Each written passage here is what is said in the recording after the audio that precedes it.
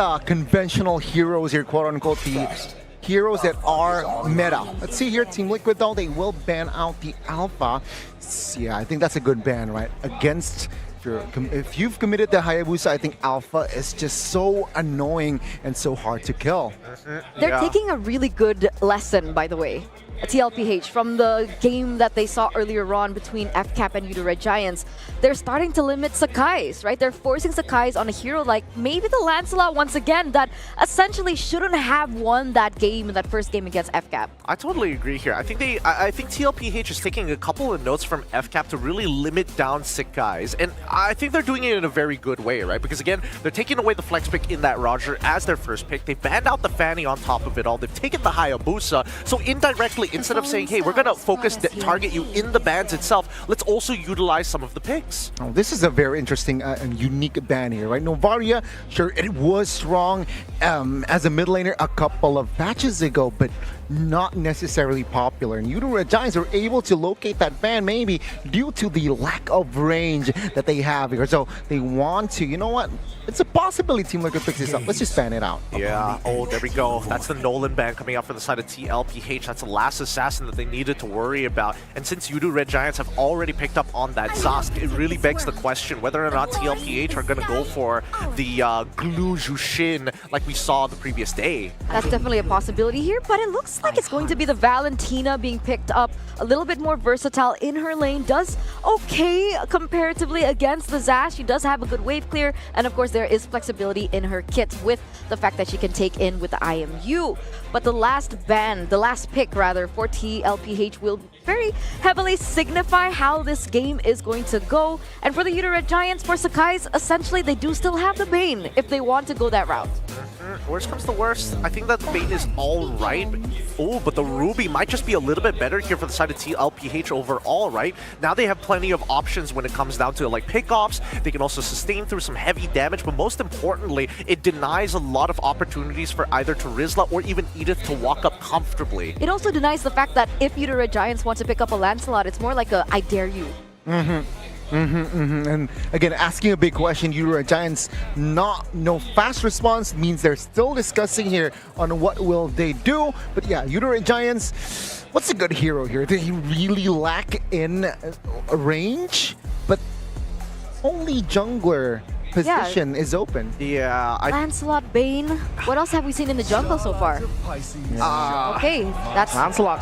Yeah, so it was an I dare you, and then Yoodo Red Giants are like, okay, we'll pick it up, we'll show you what we've got. But essentially, this was a really important pick because that first game, sure, in a best of 5, it's 1 out of 5, right? There is still possibility to come back, but it really does set the tone and the momentum. So boys, take this away, bring it to game number 1. All right, Eterna. Based on what we're seeing here from both of these compositions, I'm thinking that Yoodo Red Giants definitely have a bit of a blast from the past when they were fighting up against FCAP, forced to use the Lancelot once again. I think that TLPH have a really strong composition, assuming that their side lanes make it out of the laning phase. Yeah, I mean, it's a very, very snowball-ish type of composition, right? You got Hayabusa, you got Roger, so I think Yoodo Red Giants, all they need to do is just weather the storm in that early game, look for something in the mid game, and maybe have more control with the Moscow for that late game. Let's see how creative these boys are going to get as we head on into the land of Dawn.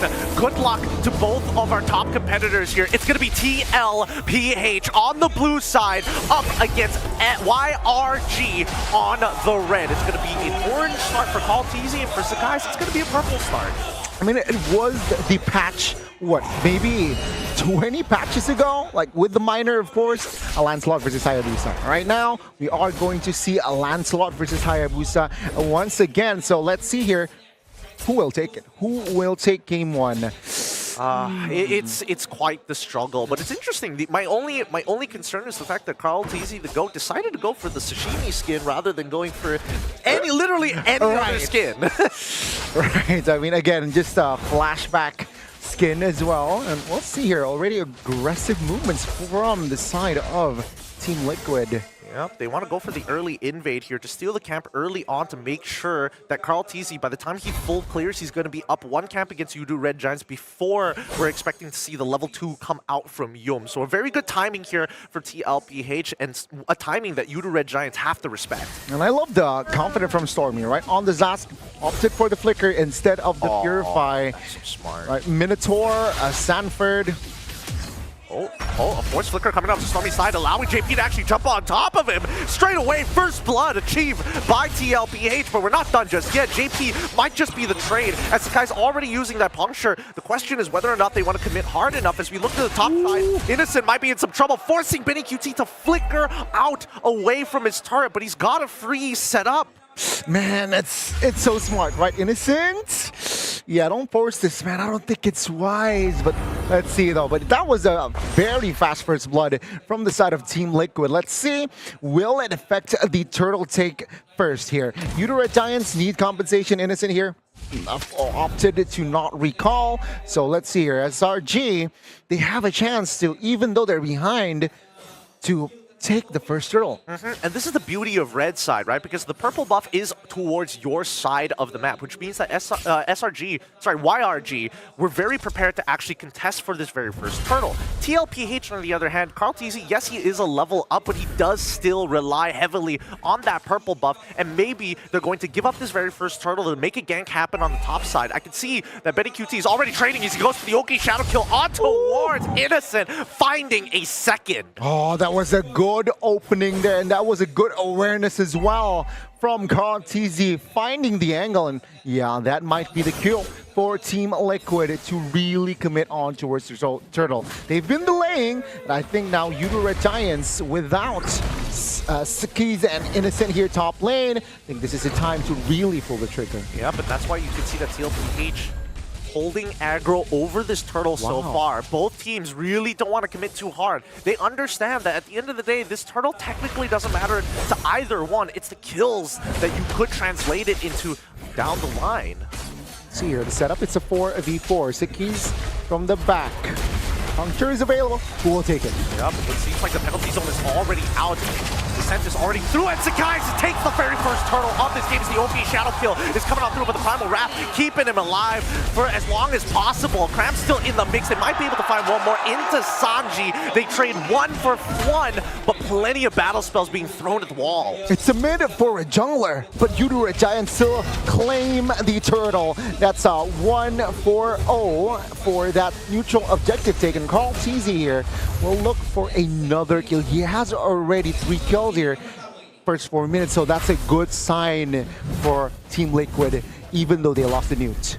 And I mean, he's on his way. Oh, actually, looking at his item list, KarlTzy opted to go straight away after getting half the component for the Fury Hammer. Once that's done, instantly went straight into picking up the Sky Piercer. Here comes Yums for the counter gank here. BennyQt, great reaction time as KarlTzy gets into the mix. Primal Wrath being hit as well, but thankfully, JP helps alley-oop KarlTzy for a dunk. Another kill on the top side. And that's another great setup there from the side of Team Liquid. And they might want more here with Innocent. 3v2, will they commit though? I don't think so, right? Yoodo Red Giants, they will stabilize as well as Team Liquid. Take a look at the bottom. Man, KarlTzy, he was top lane, now he's bottom.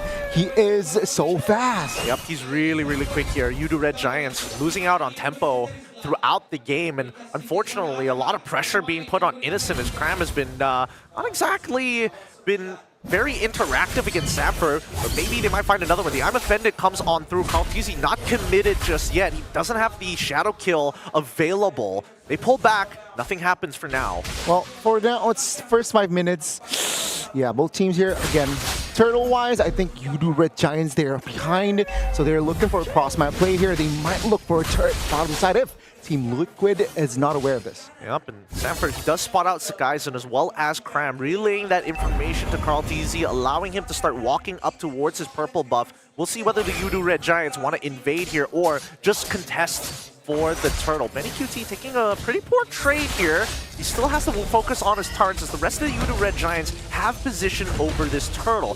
Sanji has the Dominator's Descent, quickly goes into it, and there we have it. JP jumps right on in, trying to knock a couple up. Cram finds his own with a penalty zone 2 in the back, and now they walk away with a single kill, but Benny QT finally getting into the mix, forcing him to flicker on out of here. Sanji in the mix as well. These Shadow Strikes are good, but not enough to keep him alive. So guys, he needs to find anybody to make this worthwhile. Thorn Rose doesn't connect onto anybody as TLPH walk away with 2 for 2, but the Turtle in the hands of Yoodo Red Giants. They restabilized, right? Yoodo Red Giants, they lost, they got the Turtle, they lost some fights, but Carl TZ, man, again, yeah, Benny, he was in on the right time.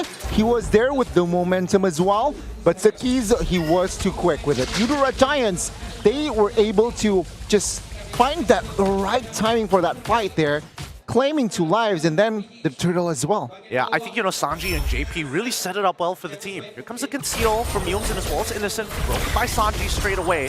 Innocent needs to get as many minions as possible. He is going double laning, even triple laning if necessary. Well, yeah, I mean, for now, it's still anybody's game. Yoodo Red Giants, they need to somehow find a pickup on towards Carl TZ, man.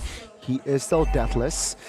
How do they do that? I think, of course, in the hands of Yooms. He has the Flicker, Earth Shatter onwards, Shatter, Earth Shatter. So maybe that is the kit they need to somehow catch Carl TZ red-handed. Yeah, I mean, if they catch him red-handed, that's going to reset his stacks as well, which is going to be really, really painful for Carl now that he's got, he's 5-0-0. He is clearly in the lead when it comes down to gold and EXP thus far. Well, actually just gold, because Sakai's, both of them are at level 11. Well, again, I think both teams now, their main objective is to give space towards the marksman. It's Assassin versus Assassin top lane, though. Carl TZ getting chunked out here. Sakai's playing it well. What he wants to use the ult, but he wins the 1v1 regardless. What a good kill for Sakai's. This Turtle should fall into the hands of the Yoodo Red Giants as TLPH say, we're backing off. We don't have Carl TZ. His Sky Piercer stacks have restarted. We gotta go back to the drawing board. 3 Turtles already. Conceal. Dominator's Descent, even the SOD, they catch Sanji with his pants down. And Yoodo Red Giants ticking all the early game boxes, and Team Liquid, they're slightly now, they have an instability, right, going into the mid-game. Yoodo Red Giants, sure, the economy doesn't really translate into a very healthy foundation, but take a look at the map control, take a look at the structures. Yoodo Red Giants, they're winning all over the board. Yeah, but I mean, this is only because Yoodo Red Giants were able to win out on that fight and get some extra picks on top of it, right? The kill score, 6-5 so far as we're heading into the 9th minute of the game. The scariest part about this is whether or not Benny QT is going to be able to participate in a majority of these fights, because so far he has been a little late, if not zoned out, because of the Nightmaric spawn. Yeah, Stormy has been a problem here for the side of Team Liquid. Innocent is already joining fight as well. Thorn Rose straight away with the Retribution as well. No purple for Team Liquid. Yeah, no purple for Carl TZ. It would have been nice for the GOAT to actually have that purple buff, but since he doesn't, it looks like he's just going to have to let his team do the heavy lifting.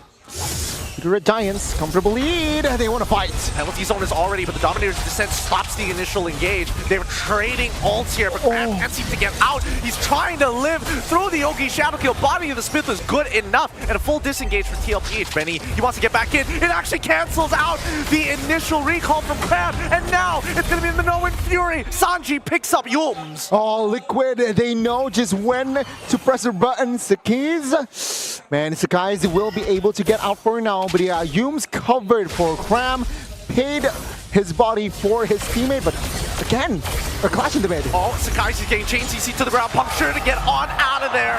Manages to survive regardless.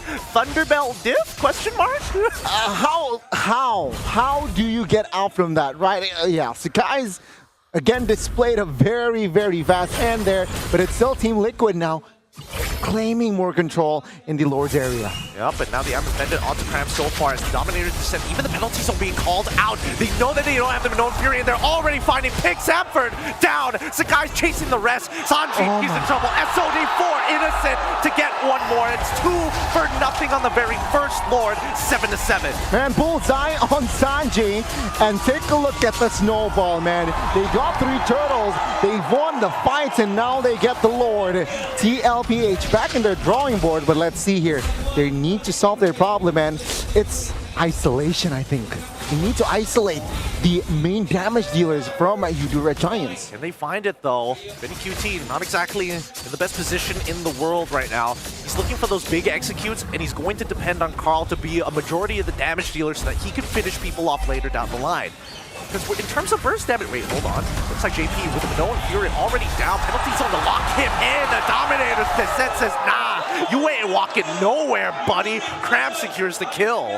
Yoodo Red Giants, again, just snowballing on their wins. Winning another trade, and they might find the tier 2, all the tier 2s on the board. Yep, all the outer turrets should explode here. With the barrier already gone, if Yoodo Red Giants are able to take one inhibitor from TLPH, that's going to be a huge advantage coming into the second Lord. Well, again, TLPH here, what do they need to do? They just need, I think, the right way is they just need to turtle, funnel the gold for Sanji or Benny, and then they look for fights, right? So Yoodo Red Giants, I expect them to freeze lanes, perhaps one of the top or bot after the Lord. So let's see here, Yoodo Red Giants, will they pull the trigger? I don't think so, right? This is the first Lord, so they will just take all what they can. Yep, look at this. Look at this. They're struggling, absolutely struggling to take down this Lord. They don't have enough single target damage against it, and nobody wants to use an ult just to kill the Lord a little faster. They end up losing an inhibitor down on the bottom side, but here comes the second wave of Lord Empowered minions, and SRG, it looks like they're posturing to fight for this, or at least secure this inhibitor. They're walking up in their time with this one. Cram, he could jump in. They're going to use the Primal Raft to guarantee it. Pretty smart idea from Yoodo Red Giants. Not much of a commitment, just a single ult for another inhibitor target. Yeah, they're more than happy to take the turret, and that is all it took. Sakai's though will not commit on towards the contest, or I might be wrong with the conceal.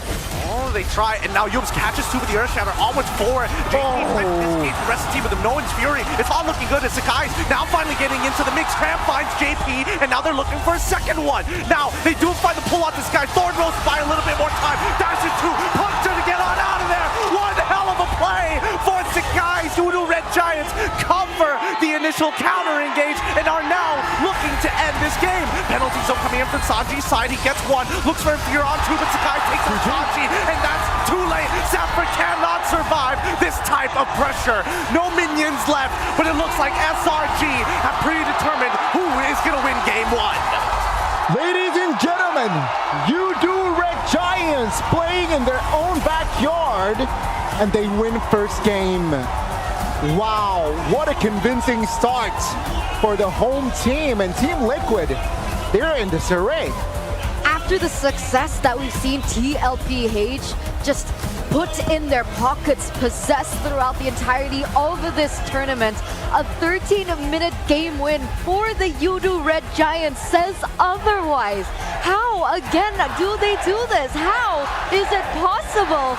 The audience, they're feeling it. Look at them chanting their champions right now.